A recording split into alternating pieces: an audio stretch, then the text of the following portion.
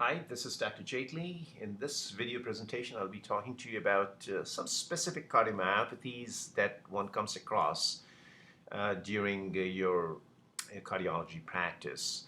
Um, some of them they are related to certain acronyms, but are named after where they were found or named after the author or the doctor.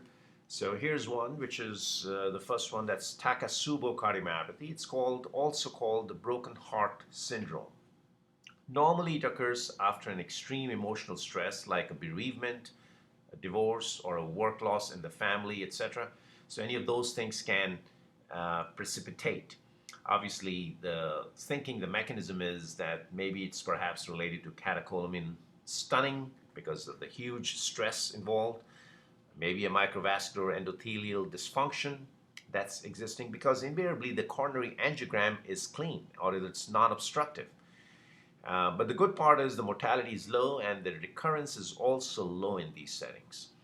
But if you were to do an echo on these patients, you'll see left ventricle will look more like an hourglass. So in other words, the basal segments will be fairly good. It's the mid-ventricular and a portion of the distal ventricular which will be involved, and sometimes the apex. But otherwise, it's almost like an hourglass picture of the heart one can see. But as I said, the angiogram is normally clean or non-obstructive. So that's one of the things. And the mortality is low, so standard treatment of heart failure plays well with Takasubo outcome. Acute myocarditis is next, and here the implication is normally immunological.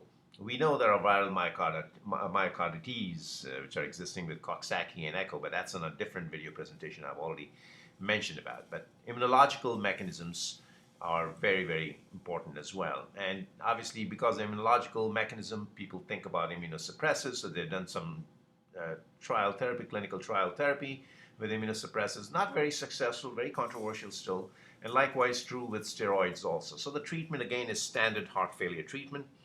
Normally it may involve only a regional portion of the left ventricle like I've shown here, or sometimes the entire global. But symptoms could be anywhere from asymptomatic to tachycardia to cardiogenic shock. So patients can even arrive in a shock, and it could be related to acute myocarditis.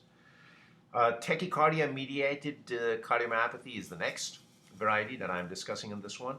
And here the structural and cellular changes occur as a result of high heart rate or rapid heart rate, which is tachycardia. Mostly it's the supraventricular tachycardia arrhythmias or ventricular arrhythmias arising from the bottom of the chambers. And, one has to exclude hyperthyroidism because that is always causing some tachycardia in individuals. But the good part is, and the prognosis is so good, that there's a complete resolution of structure as well as cellular as well as symptoms once the tachycardia is restored to normal. In other words, if you treat the hyperthyroidism, you treat the SVT with a radiofrequency ablation, or ventricular tachycardias are being treated with ablations therapy or antiarrhythmics, the tachycardia-mediated cardiomyopathy will resolve. The next one that I'm discussing is arrhythmogenic RV dysplasia. It's all called so-called ARVD, and that's a result of a fibrofatty infiltration within the right ventricle, as I've shown here.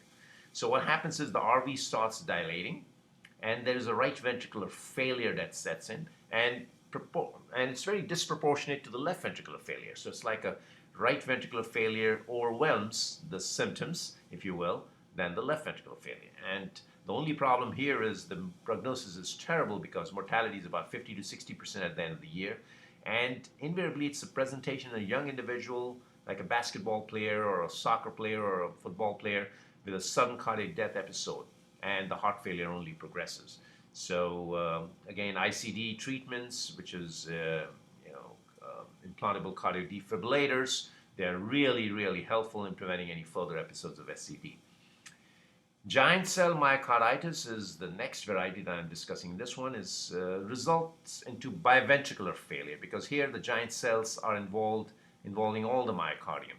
So it's a biventricular, therefore it's like four-chamber enlargement. One sees a big heart, and normally results into refractory ventricular arrhythmia. So they also require initially some ICD placements to overcome the ventricular tachycardia issues, but the course is extremely rapid, and a 90% mortality is expected, unfortunately, in these patients, and therefore the treatment is a quick getting onto a waiting list for cardiac transplant.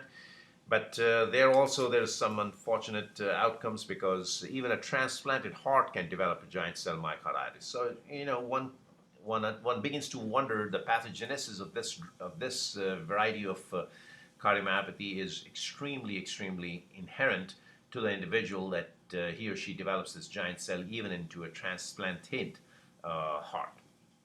Hope you found this interesting, and looking forward to seeing you again, and have a good one. Until then, thank you. Bye.